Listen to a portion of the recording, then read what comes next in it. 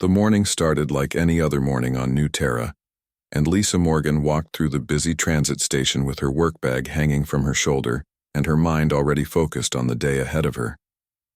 She had been living on this colony for 3 years now, and every single day she took the same route through the same station to get to her job at the terraforming facility where she worked as a systems analyst. The station was crowded as always, with hundreds of people moving in different directions, and the air smelled like recycled oxygen mixed with coffee from the small shops near the entrance. Lisa checked her transit pass to make sure it was ready, and she could already see the security checkpoint ahead where a few officers were standing and watching the crowd. One of those officers was Kyle Bennett, and he stood near the main scanner with his arms crossed and his eyes moving from person to person like he was searching for something. Lisa did not know him, and she had no reason to think this day would be different from any other day. But when she got closer to the checkpoint, she noticed that Officer Bennett was staring directly at her. His eyes locked onto her face and then moved down to her bag and back up again, and there was something in his expression that made her stomach tighten with sudden worry. She kept walking because there was no reason to stop, and she had done nothing wrong, and her transit pass was valid, and her identification was in order. But then Officer Bennett stepped forward and blocked her path, and his hand moved to rest on the stun baton at his belt. "Stop right there," he said in a loud voice that carried across the station and made several people nearby turn their heads to look. Lisa stopped walking, and confusion spread across her face because she had no idea what she had done wrong. "Is there a problem, officer?" she asked, and tried to keep her voice calm and polite. "That is what I am trying to determine," Bennett said, and his voice was cold and official. "I need to see your identification and your colony work permit right now." Lisa held up her transit pass and said that all her information was encoded in the pass and that she just needed to scan it at the checkpoint like everyone else did. But Bennett shook his head and said he did not ask about standard protocol, and he did not care about what everyone else did. He wanted to see her identification separately, and he wanted to see it right, now. More people were stopping to watch now, and Lisa could feel their eyes on her, and she felt her face growing hot with embarrassment. She tried to explain again that her identification was in her transit pass, and that this was the standard way everyone moved through the station, but Bennett cut her off. "Are you refusing to comply with a colonial security officer?" he asked, and his hand tightened on his baton. "No," Lisa said quickly because she did not want this situation to get worse. "I am not refusing anything." "Then empty your bag," Bennett ordered and pointed at the ground. "Put it down and empty it right now." Lisa stared at him in shock and asked why she would need to empty her bag when she had done nothing wrong. "I have reason to believe you may be carrying contraband," Bennett said, and his voice got even louder. The crowd around them was growing larger now, and people were pulling out their phones and starting to record what was happening. Lisa felt trapped and humiliated, and angry all at the same time, but she also felt afraid because this officer had power over her, and she did not know what he might do if she kept arguing. What no one in that station knew was that there were 3 figures standing perfectly still among the crowd and watching everything that was happening with intense focus. These 3 figures looked human on the outside, but they were not human at all. They were called Validians, and they came from a species that was older than human civilization by thousands of years. The Validians had technology that allowed them to blend perfectly into human crowds, and no human could see them for what they really were. They had been watching humanity for 10 years now and studying how humans behaved. When they thought no one important was looking, the 3 Validians were named Thelm and Kresh and Ven, and they had been assigned to observe this particular colony and report back to their leaders. "This is the 7th incident this cycle, Thelm," said in a frequency too high for human ears to detect. Same officer and same pattern of behavior. Kresh nodded her head, and her alien eyes recorded every detail of the scene in front of them. "The targeting appears specific," she said. "Dark-skinned. Females with professional attire and confident bearing. He selects them from the crowd like a predator choosing prey. Ven tilted his head and watched as Lisa slowly knelt down and placed her bag on the floor of the station. And yet the other, humans watch but do not intervene, Ven said. Is this acceptable within their social structure? Our research suggests not, Thelm replied. Humanity claims to have moved beyond such primitive discrimination, and they pride themselves on their unity, especially out here in the colonies where survival depends on cooperation. Lisa opened her bag with shaking hands and began to pull out its contents one item at a time. Her work tablet came out first, and then her personal data pad, and then her lunch container and her water bottle. Everything she owned was now spread out on the dirty floor of the transit station for everyone to see and judge. Officer Bennett poked through her things with his baton, and his face showed disappointment when he found nothing suspicious or illegal. But instead of apologizing or letting her go, he picked up her work tablet and held it up. This tablet could contain stolen data files, he announced to the crowd. I will need to confiscate this for inspection. That is my work device, Lisa protested, and her voice finally cracked with strain. I need it for my shift today, and you have no right to take it without proper cause. I have every right, Bennett said, and his voice was full of authority. Colonial Security Code Section 47 gives me the right. Now, are you going to continue to obstruct this investigation, or are you going to cooperate? The Validians watched as tears began to form in Lisa's eyes, and Kresh's sensors detected elevated stress hormones in her bloodstream. Her heart rate was elevated and her breathing was shallow and her hands were trembling. Fascinating, Kresh murmured. She maintains composure despite significant physiological distress, and that shows impressive emotional regulation. But the question remains, Thelm said. Will the other humans intervene, or will they simply watch and do nothing? This is the test, Ven agreed. Not whether discrimination exists among humans, because we already know it does. The test is whether they will stand against it when they see it happening right in front of them. Something changed in the crowd, and the Validians felt it before they saw it happening. There was a shift in the energy around them and a change in how the humans were standing and watching. For several long minutes, the crowd had been frozen, in that uncomfortable state where everyone sees something wrong happening, but no one wants to be the first person to speak up. But now someone was moving forward and breaking through that invisible barrier of silence. An older man in maintenance.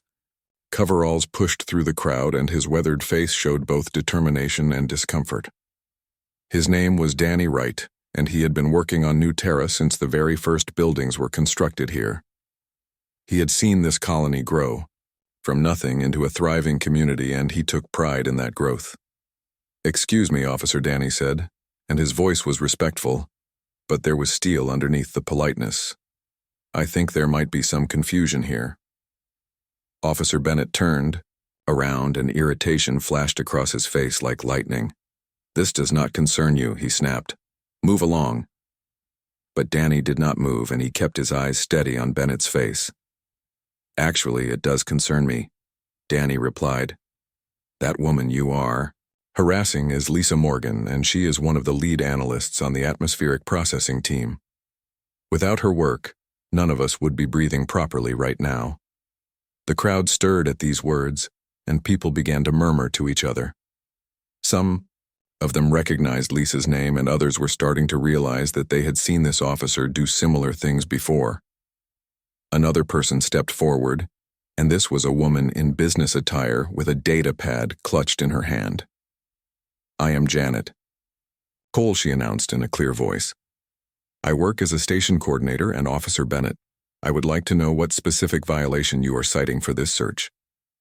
Bennett's confidence flickered for just a moment, but then he straightened his shoulders and said he did not have to explain his actions to civilians. Actually, you do, another voice called out from the crowd. A young man in a security uniform pushed through the people, and his badge showed that he was also a colonial security officer, but from a different shift than Bennett. His name was Ryan Park, and he looked uncomfortable but determined. Colonial Security Code Section 3, he said. All searches must be justified and documented, and I do not see you documenting anything. Bennett. More people began to step forward now, and the movement was like a wave spreading through water. A doctor from the medical center moved to stand near Danny. A teacher from the colony school joined them. A construction worker and an engineer, and a shop owner all stepped forward one by one. They formed a loose circle around Lisa, and they were not threatening or aggressive, but they were there, and they could not be ignored. The Validians watched this with growing fascination, and Kresh's sensors were recording every detail. Remarkable, she breathed in her ultrasonic voice. The individual human may hesitate and may rationalize inaction, but when they recognize a clear pattern and when they see obvious injustice, this is how they respond. I have seen you do this before, Danny said quietly, and his voice carried weight because everyone in the station could hear him. Different women, but always the same type and always the same humiliation. We have all seen it, and we have all been too uncomfortable to say anything. Well, I am saying something now. Officer Bennett looked around at all the faces staring at him, and for the first time, he seemed uncertain. His hand dropped away from his baton, and he took a step backward. You people do not understand, he said, but his voice had lost its authority. I am just doing my job. Your job is to protect people, Officer Park said, not to harass them based on what they look like. Janet Cole pulled up something on her data pad, and her face was grim as she read through the information. Officer Bennett, she said, I am pulling your search records from the past 6 months right now. Would you like to guess what pattern I am seeing? Bennett's face went pale, and his mouth opened, but no words came out. 23 searches, Janet continued, and her voice carried across the entire station. All women, and 21 of them women of color. 0 contraband found and 0 arrests made, but plenty of humiliation delivered. The mood in the station shifted completely, and the crowd was no longer just uncomfortable or uncertain. Now they were angry, but their anger was not directed at Lisa.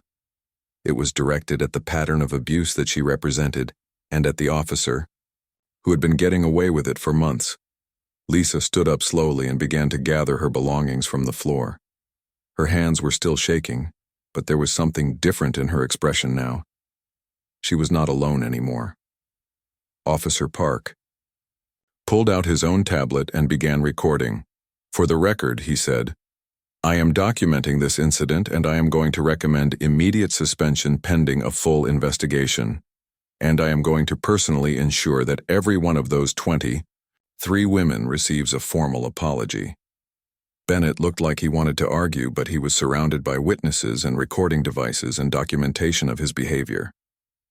For the first time, he seemed to understand that his actions had real consequences. Thelm watched all of this unfold and spoke to the other Validians. This is what we came to see, he said. Not the discrimination itself, because that exists in many species, but this response and this collective decision to stand up and speak out, and refuse to let injustice hide in plain sight. Venn nodded in agreement. They are not perfect, he said, but they are trying, and that is what matters. Officer Bennett stood frozen in the middle of the transit station with dozens of eyes watching him, and recording devices pointed in his direction. He had never been in a situation like this before, where his authority was being questioned so publicly and so thoroughly. His face was red with a mixture of anger and embarrassment, and his hands were clenched into fists at his sides. You are all making a mistake, he said, and his voice came out defensive and weak. I have the authority to conduct searches when I see suspicious behavior. Officer Park stepped closer and held up his tablet so Bennett could see the screen. Then explain this pattern, he said. Explain why 23 searches in 6 months all targeted women, and almost all of them women of color. Explain why you found nothing illegal in any of those searches. Bennett opened his mouth to respond, but no words came out because there was no good explanation. The data did not lie, and the pattern was too clear to deny. Lisa finished gathering her belongings, and she stood up straight with her bag over her shoulder and her work tablet back in her hands. She looked at Officer Bennett, and when she spoke, her voice was steady, despite the tears still wet on Her cheeks. I walk through this station every single day, she said. I have never caused trouble and I have never broken any rules. But for months now, I have felt your eyes on me, and I have heard your comments and I have seen the way you look at me like I do not belong here. The crowd was silent now and everyone was listening to Lisa speak. I started to think maybe I was being paranoid, she continued. Maybe I was imagining things or being too sensitive, but I was not imagining anything, and the data proves it. Danny Wright stepped forward and put a gentle hand on Lisa's shoulder in support. We should have spoken up sooner, he said, and his voice was full of regret. We all saw what was happening, and we all stayed quiet because it was easier than getting involved. That ends today. Others in the crowd nodded and several people echoed Danny's words. They were making a choice right now in this moment, and that choice was to stand with Lisa instead of staying silent. Janet. Cole stepped forward with her data pad still in hand. Ms. Morgan, she said, on behalf of Colonial Administration, I want to formally apologize. This should never have happened, and we are going to implement new oversight protocols immediately. Officer. Park spoke directly to Bennett now.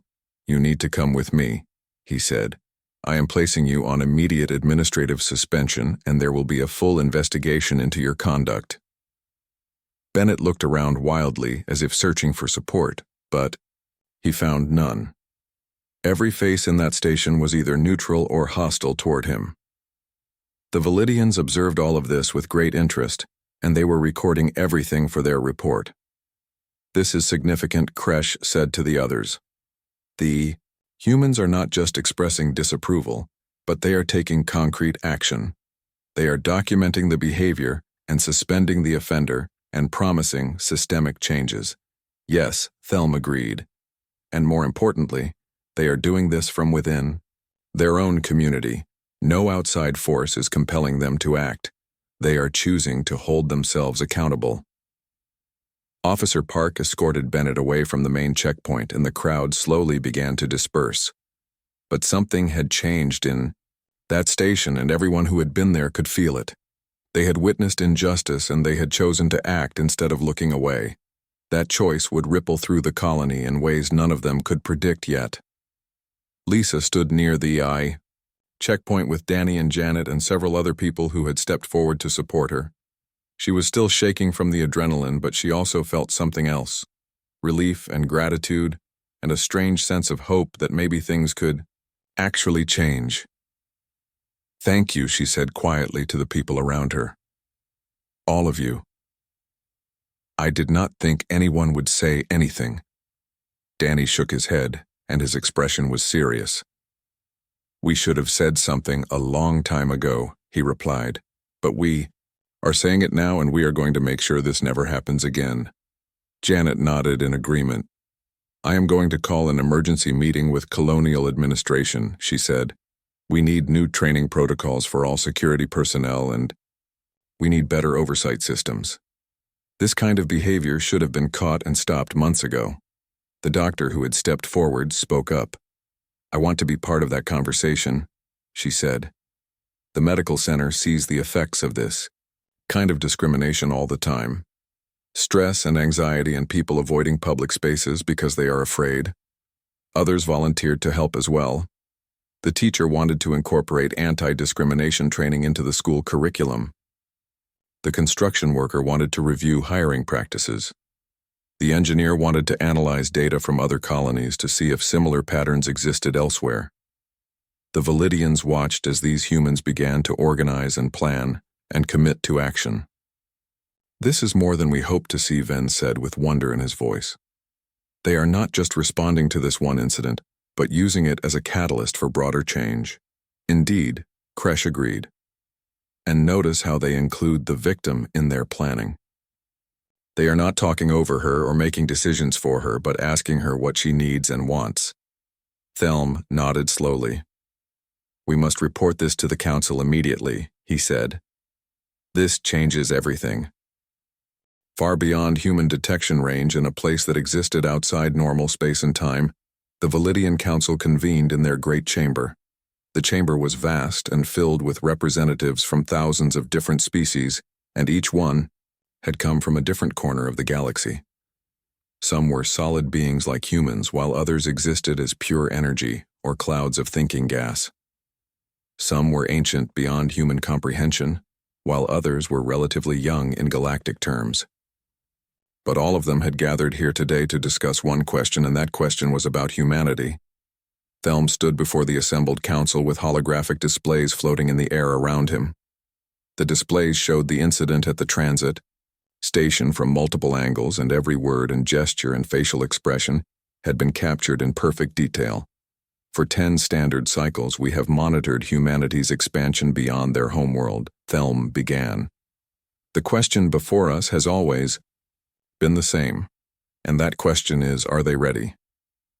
Ready to join the greater galactic community and ready to be trusted with the knowledge that they are not alone. Ready to accept responsibility that extends beyond their own species. The holographic display showed Officer Bennett stopping Lisa, and the fear and humiliation on her face was visible to everyone in the chamber. A representative from the Kelvor Collective spoke up, and their voice rumbled through the chamber like distant thunder. We have seen their capacity for violence, they said, their wars and their cruelty to one another. Why should one incident of crowd intervention outweigh centuries of conflict? Kresh stepped forward and activated another display because she responded. This incident demonstrates something more important than their capacity for violence or peace. It demonstrates their capacity for growth. The new display showed historical data from Earth and charts showing declining rates of violence and increasing civil rights protections. Humans have a unique trait among developing species, Kresh continued. They document their failures and they study their mistakes. They create entire academic disciplines devoted to understanding their own worst impulses. Ven activated yet another display, and this one showed human schools and universities. And more than that, he added, they teach these lessons to their young. Every human child learns about their species, history of discrimination and war and injustice. Not to glorify it, but to prevent its repetition. The holographic display shifted again, and now it showed the faces of Danny Wright and Janet Cole and Officer Ryan Park. These were ordinary individuals who had made an extraordinary choice.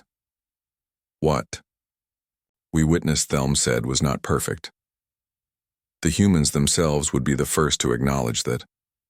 They hesitated, and they were uncomfortable, and they were uncertain of the correct response. But when the moment demanded it, they chose correctly. Another being in the chamber spoke up, and this one was from a species so old, they had long ago transcended physical form. Their voice came from everywhere and nowhere at once. The young species always struggle with tribalism, they said. Most never overcome it, and those who do typically require outside intervention. But humanity is correcting itself from within. Kresh activated more data, showing similar incidents from other human colonies. We have seen this pattern repeated across their settlements, she explained. This was not an isolated incident. Whenever their values are violated, someone speaks up. The system may be imperfect, but it is self-correcting and it is getting stronger. The Kelvor representative, who had objected earlier, spoke again, but now their tone had changed. I withdraw my objection, they said. What this incident reveals is not perfection, but the willingness to pursue it. That is rare. The council chamber fell into thoughtful silence as thousands of beings considered what they had witnessed. Some of these species were millions of years old and had seen countless civilizations rise and fall. They had watched as some species destroyed themselves through internal conflict. They had watched as others stagnated and never developed the moral courage to expand beyond their homeworlds. And they had watched as rare few species like humanity showed the potential to grow and change and become something greater than they had been. The council elder finally spoke, and their voice carried the weight of 3 million years of accumulated wisdom. In all my years of observation, the elder said, I have learned this truth. A species is not defined by its absence of problems, but by how it responds to them. Humanity faces prejudice and inequality and injustice. They always have. But increasingly, they refuse to accept these as inevitable. The Elder's form, which existed as a shimmer of light in the chamber, grew brighter. They fight the Elder, continued. Not with weapons, though they have plenty of those. They fight with words and with laws and with collective action. They fight with the simple but powerful act of standing together and saying this is wrong, and we will not tolerate it. The chamber remained silent, and in that silence the weight of countless civilizations and countless choices hung in the balance. I move that we accept humanity's petition for contact, the Elder declared. Not because they are perfect, but because they are trying.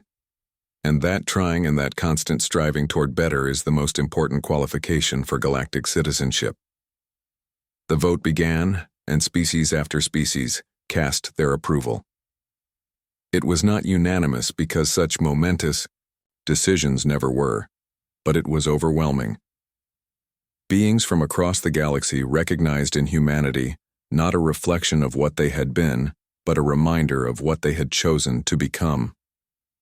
First contact protocols are approved, the Elder announced. Humanity will be welcomed into the galactic community. May they bring their fierce commitment to justice with them. The galaxy needs their particular brand of stubborn hope. 3 days had passed since the incident at the transit station, and Lisa Morgan stood in her apartment looking out at the terraformed landscape beyond her window. The artificial sun was setting, and painting the sky in shades of orange and purple that reminded her of Earth. She had no idea that her life was about to change in ways she could never have imagined. Things had moved quickly in those 3 days since Officer Bennett had stopped her and humiliated her in front of the crowd. Bennett was now suspended and facing a formal review that would likely end his career in colonial security. The other 22 women he had harassed had been contacted and offered formal apologies along with compensation for the distress he had caused them. New oversight protocols were being implemented across the entire colonial security force, and every officer would now be required to document their searches and provide clear justification. More than that, the story had spread beyond just New Terra. Other colonies were hearing about what had happened, and they were reviewing their own security practices. Conversations about implicit bias and systemic discrimination were happening in break rooms and boardrooms across human space. Lisa had received dozens of messages from people she did not know, and many of them were women of color who had experienced similar treatment. They thanked her for speaking up, and they shared their own stories. Some of those stories made her cry because they were so familiar and so painful. Danny Wright had sent her a message earlier that day. He was organizing a community oversight committee to work with colonial security and make sure this kind of abuse could not happen again. He wanted Lisa to be part of that committee. We need people who understand what it feels like to be on the wrong end of that power, he had written. And we need people brave enough to stand up even when it is uncomfortable. Lisa had agreed to join the committee.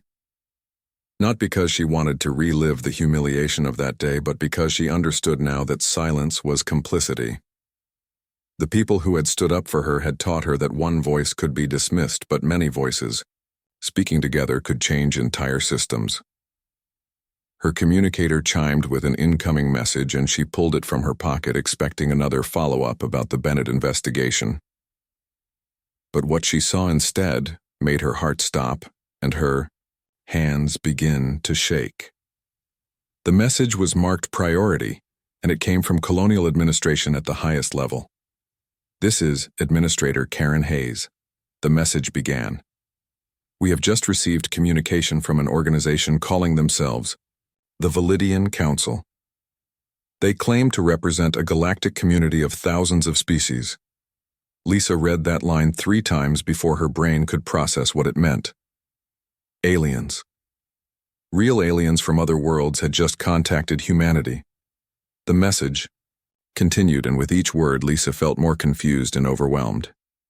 "They have requested a formal meeting with representatives of humanity," the message said. and they have specifically requested that you, Ms. Morgan, be part of the human delegation.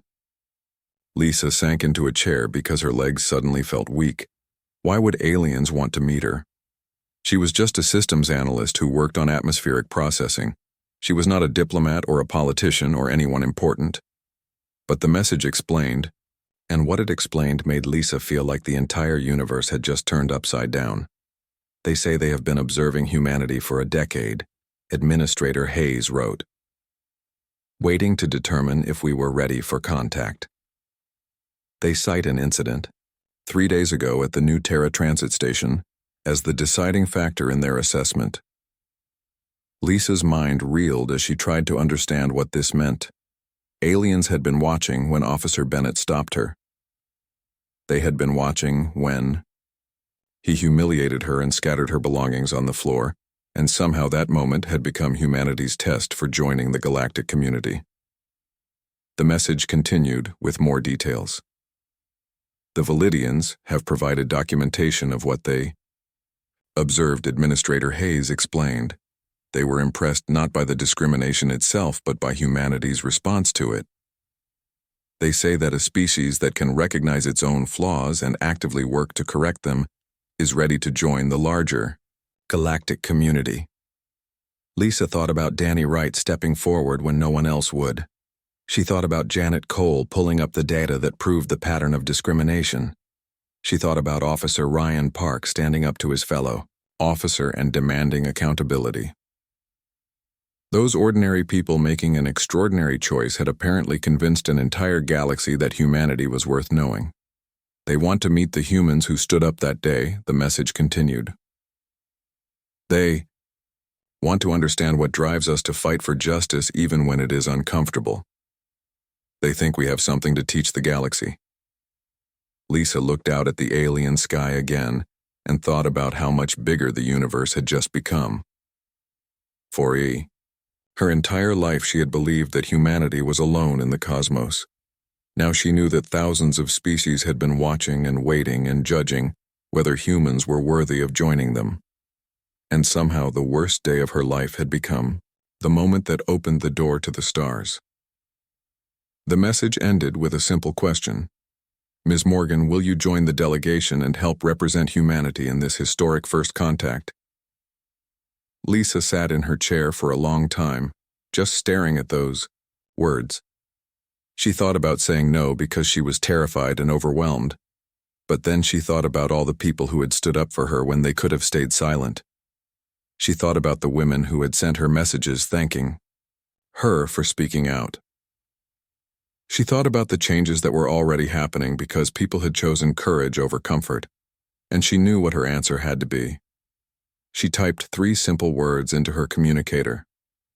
I will be there. 1 week later, Lisa Morgan stood in a conference room that had been hastily converted into a meeting space for first contact. She was not alone. Danny Wright stood beside her looking both excited and nervous in a suit that he clearly did not wear often.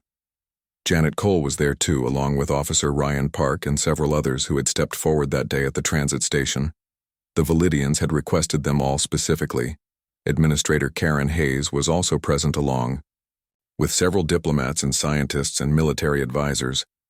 Everyone was trying to look calm and professional, but Lisa could see the tension in their faces.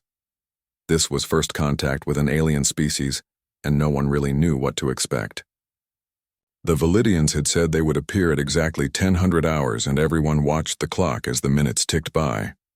When the clock struck 10, the air in the center of the room began to shimmer and ripple like heat waves rising from hot pavement. Then 3 figures materialized out of nothing. They looked almost human at first glance, with 2 arms and 2 legs and heads in roughly the right places. But as Lisa looked closer, she could see the differences. Their skin had a faint iridescent quality that shifted colors in the light. Their eyes were larger than human eyes and had multiple pupils that moved independently. And when they moved, there was something too smooth about it, as if they were gliding rather than walking.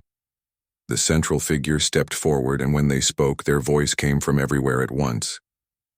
I am Observer Thelm, they said. These are observers Kresh and Ven. We represent the Validian Council and through them the greater galactic's community. Administrator Hayes stepped forward and her voice was remarkably steady. On behalf of humanity, welcome, she said. We are honored by your presence and eager to learn why you have chosen to reveal yourselves now. Thelm's multiple pupils focused on Hayes and then moved to scan the faces of everyone else in the room. When their gaze landed on Lisa, she felt like she was being seen in a way she had never been seen before. It was not invasive, but it was thorough and complete. We have been observing your species for 10 of your years, Thelm explained. Ever since you established your first permanent colony beyond Earth, we have watched how you treat each other and how you resolve conflicts and how you respond to injustice. Kresh stepped forward, and when she spoke, her voice had a musical quality to it. Many species seek contact with the galactic community, she said, but not all are ready. Some are too violent and would bring their wars into space. Others are too rigid and cannot adapt to new ideas. And still others are too divided internally and would fracture under the pressure of galactic politics. Ven moved forward and his voice was deeper than the others. You humans are not perfect, he said, and it was a statement of fact rather than criticism. You still have violence and prejudice and inequality.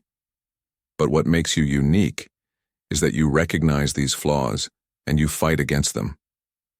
Thelm gestured toward Lisa and the others from the transit station. We were present at the incident 1 week ago, they said. We saw what happened and we recorded everything. A holographic display appeared in the air showing the transit station and Officer Bennett stopping Lisa. Lisa felt her stomach tighten as she watched herself being humiliated all over again. But then the display showed Danny stepping forward. It showed Janet pulling up the data. It showed Officer Park demanding accountability. It showed the crowd forming a protective circle and refusing to look away. This is what convinced us, Kresh said as the hologram faded. Not the absence of discrimination, but the response to it. You saw injustice happening, and you chose to act. Not because anyone forced you to, but because you believed it was right. Danny spoke up and his voice was rough with emotion. We should have acted sooner, he said. This was not the first time that officer had done something like this. We all knew it was happening and we all stayed silent. Ven tilted his head in a gesture that seemed almost understanding. Yes, he agreed. But eventually you did act. That is the important part. Most species we observe never reach that point. They allow injustice to continue because it is easier than confronting. Lisa found her voice and asked the question that had been burning in her mind since she received the message. Why me? She asked. Why did you specifically request that I be here? I did not do anything special. I was just the victim. Thelm's multiple pupils focused on her with an intensity that was almost overwhelming. You maintained your dignity in a situation designed to strip it away, they said. You kept your composure even as you were being humiliated. And when others stood up, for you, you did not collapse or retreat. Instead, you found your voice and you spoke your truth. Kresh added her voice to Thelm's explanation. The victim's response is as important as the bystander's intervention, she said. You could have accepted the treatment and moved on. You could have internalized the shame and blamed yourself. Instead, you recognized that the wrong was not yours, and you accepted the support that was offered. That takes courage of a different kind, Administrator Hayes spoke again. What happens now? She asked. Thelm gestured and another holographic display appeared showing stars and planets and civilizations beyond counting. Now, they said. Now we begin. The holographic display showed an impossible vista of stars and worlds that stretched beyond human comprehension. Lisa stared at it and tried to understand that each point of light represented a civilization with its own history and culture and struggles. The galactic community consists of 7,412 member species. Thelm explained. Some have been spacefaring for millions of your years, while others are relatively new like yourselves. But all share certain Fundamental values. Kresh stepped closer to the display and it shifted to show different categories and groupings of civilizations. We do not demand perfection, she said. Every species has its flaws and its dark moments. What we require is a demonstrated commitment to growth and a willingness to confront injustice when it appears. Officer Ryan Park raised his hand hesitantly like a student in class. What happens if we fail? He asked. What if we backslide or make mistakes? Ven turned to look at him, and something in the alien's expression seemed almost kind. You will make mistakes, he said simply. That is certain. Every species does. The question is not whether you will fail, but how you respond when you do. Janet Cole spoke up from where she stood near the back of the room. You said you have been watching us for 10 years, she said. You must have seen other incidents besides the one at the transit station. Why was that particular moment the deciding factor? Thelm gestured and the holographic display changed again to show a timeline marked with hundreds of small glowing points. We have observed 473 similar incidents across your colonies, they explained. Moments where discrimination or abuse of power occurred in public spaces. In many cases, bystanders intervened. In some cases, they did not. Kresh pointed to specific points on the timeline. What we have been watching for is not individual acts of courage, but a pattern, she said over the past 10 years, the rate of intervention has increased. More importantly, the systemic responses have improved. You are not just responding to individual incidents, but using them to change your institutions. The display zoomed in to show the aftermath of the transit station incident. It showed the suspension of Officer Bennett and the new oversight protocols and the community meetings that had been organized. It showed other colonies reviewing their own policies in response to what had happened on New Terra. This is what we needed to see, Ven said. Not just the intervention, but the institutional change that follows. Not just the apology, but the concrete steps to prevent future harm. Administrator Hayes cleared her throat. What comes next? She asked. How does this contact proceed? Thelm gestured and the holographic display changed to show what looked like a roadmap with multiple stages.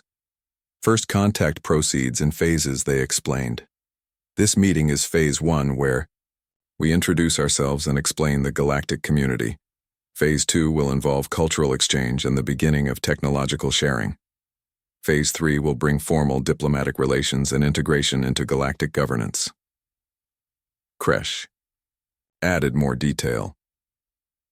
The process typically takes between 10 and 50 years, she said. We move slowly because the transition must be managed carefully. Too fast and your society may fracture under the pressure of change. Too slow, and you may lose momentum. Danny Wright had been quiet for most of the meeting, but now he spoke up. What do you need from us? He asked. From regular people, I mean. Not governments or scientists, but just folks trying to live their lives. Ven turned to face Danny. Directly. We need you to keep doing what you did at the transit station, he said. Stand up when you see injustice. Speak out when you see abuse of power. Support those who are vulnerable. The galaxy does not need perfect people, but it needs people who try. Lisa felt tears welling up in her eyes as she listened to this. The worst moment of her life had somehow become the moment that opened the door to the stars. And the ordinary people who had stood up for her were being told that their courage mattered on a galactic scale. Thelm seemed to sense her emotion and turned to address her directly. You asked why you were specifically requested to be here, they said. It is because you represent something important. Not victimhood, but survival. Not weakness, but strength. You were targeted because of who you are, and you refuse to accept that targeting as justified. Kresh moved to stand beside Thelm. Many species in the galaxy have faced discrimination, she said, some based on appearance and some based on origin and some based on beliefs. What matters is how those species respond to that discrimination. Do they internalize it and accept it as natural? Or do they recognize it as wrong and fight against it? You chose To fight Lisa, and others chose to fight alongside you. That is why humanity is ready. Administrator Hayes asked about practical next steps. We will need to inform the rest of humanity, she said. Earth and all the colonies. How do you suggest we handle that? Ven responded with what seemed like amusement in his voice. Tell them the truth, he said. Tell them that aliens have been watching and that you passed the test. Tell them that the moment you stood up for justice was the moment that opened the door to the stars, and tell them that the galaxy is waiting to meet them. The holographic display faded and the three Validians stood in the center of the room, looking at the assembled humans. We will return in 1 month, Thelm. Slaikir. That will give you time to process this information and begin preparing your people. When we return, we will begin Phase 2. The three aliens began to shimmer and fade just as they had appeared. But before they vanished completely, Thelma looked directly at Lisa one last time. Thank you, they said, for showing us what humanity can be. Then they were gone and the room was filled with stunned silence. The news spread across human space like wildfire. Within hours of the Validian meeting, every colony and every station and Earth itself knew that humanity was not alone in the universe. The reaction was everything from joy to fear to disbelief. Some people celebrated in the streets while others retreated into their homes afraid of what this contact might mean. But the story that captured everyone's attention was not just the existence of aliens. It was the story of how humanity had been judged worthy of contact. The video of the transit station incident went viral across every human network. People watched Officer Bennett stop Lisa, and they watched her stand there with dignity, even as he humiliated her. They watched Danny Wright step forward, and they watched Janet Cole pull up the damning data. They watched Officer Ryan Park demand accountability, and they watched the crowd form a protective circle. And they understood that this moment had been humanity's test. Lisa Morgan became the most famous person in human space almost overnight. Interview requests flooded in from every news organization, and documentary makers wanted to tell her story. But she turned most of them down because she did not want to be famous.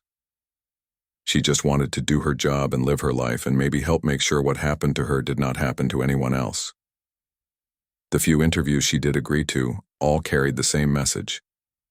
I am not a hero, she would say. The heroes are the people who stood up for me when they could have stayed silent. Danny Wright and Janet Cole and Officer Park and all the others. They chose courage when it would have been easier to look away. The community oversight committee that Danny had started grew rapidly. Volunteers from every part of New Terra joined to help create better systems and more accountability. Other colonies started forming their own committees and sharing best practices. What had started as one moment in one transit station was becoming a movement across human space. Officer Kyle Bennett faced a formal tribunal and was found guilty of multiple violations of colonial security codes. He was dismissed from service and barred from ever working in OA security again. Some people felt this was too harsh, while others felt it was not harsh enough, but everyone agreed that accountability was necessary. The month passed quickly, and Lisa found herself back in that same conference room waiting for the Validians to return. This time, the room was much more crowded with representatives from Earth and from every major colony. Scientists and diplomats and military leaders all wanted to be present for Phase 2 of First Contact, but the Validians had made one requirement clear. Lisa Morgan and the others from the transit station had to be there too. When the three aliens materialized exactly on schedule, the room fell silent. Thelm and Kresh and Ven looked around at all the assembled. Humans and something in their alien expression seemed pleased. You have handled the revelation well, Thelm said. There has been fear and confusion as we expected, but also hope and curiosity. You are asking the right questions. Kresh stepped forward, with what looked like a small device in her hand. We come bearing gifts, she said. The first gift is knowledge. This device contains information about the galactic community and basic technologies that will help you begin to integrate. She placed the device on the table and it activated with a soft glow. Holographic displays sprang up showing star charts and technical specifications and cultural guides. The scientists in the room leaned forward with hungry eyes, eager to absorb everything. Ven spoke next. The second gift is time, he said. We will not rush this process. You will have years to study and prepare and adapt. We will visit regularly and answer questions and provide guidance, but the pace of integration will be determined by you. Thelm turned to look directly at Lisa and the others from the transit station. The third gift is a request, they said. We would like you to come with us. The room erupted in surprised murmurs, and Lisa felt her heart jump. Come where, she asked. To the Galactic Council, Kresh replied. There are thousands of species who want to meet the humans who passed the test. They want to hear your story in your own words. They want to understand what drove you to stand up for justice. Danny. Wright cleared his throat nervously. I am just a maintenance worker, he said. What could I possibly teach alien civilizations that are millions of years old? Ven's expression softened. You can teach them that age does not equal wisdom, he said. You can teach them that courage exists in all beings regardless of status or power. You can teach them that the choice to do right is always available even when it is difficult. Lisa looked at the faces of her friends and fellow witnesses. Danny, and Janet and Officer Park and all the others who had stood up that day.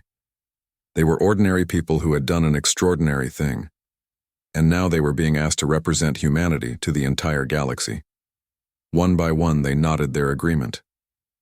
They would go because it was the right thing to do, just like standing up in that transit station had been the right thing to do. Thelm seemed satisfied with their responses. We will return in 1 week to begin the journey, they said. Use this time to prepare and to say your goodbyes. You will be gone for several months. As the Validians prepared to leave, Kresh turned back one more time. We have observed many species over many millennia, she said. Some impress us with their technology, and others with their art or philosophy. But you humans impress us with something rarer, your stubborn refusal to accept injustice as inevitable. That quality will serve you well in the galaxy. Then they were gone, and the room erupted in excited conversation. But Lisa stood quietly looking out the window at the stars. She thought about how her life had changed in just 1 month. From being harassed in a transit station to being invited to represent humanity to the galaxy. It seemed impossible, and yet here she was. Danny came to stand beside her. You okay? He asked quietly. Lisa nodded slowly. I am just thinking, she said, about how one moment can change everything. One choice to stand up instead of staying silent.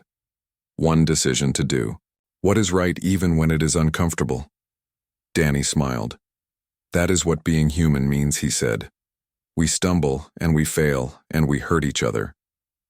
But when the moment comes when justice demands action, we find the courage to act. Not always, and not everyone, but enough to make a difference. Lisa looked up at the stars and thought about the thousands of species waiting out there. They had been watching humanity and judging whether humans were worthy of joining them. And somehow, through all the violence and discrimination and injustice in human history, it was this moment of ordinary people choosing courage that had convinced them.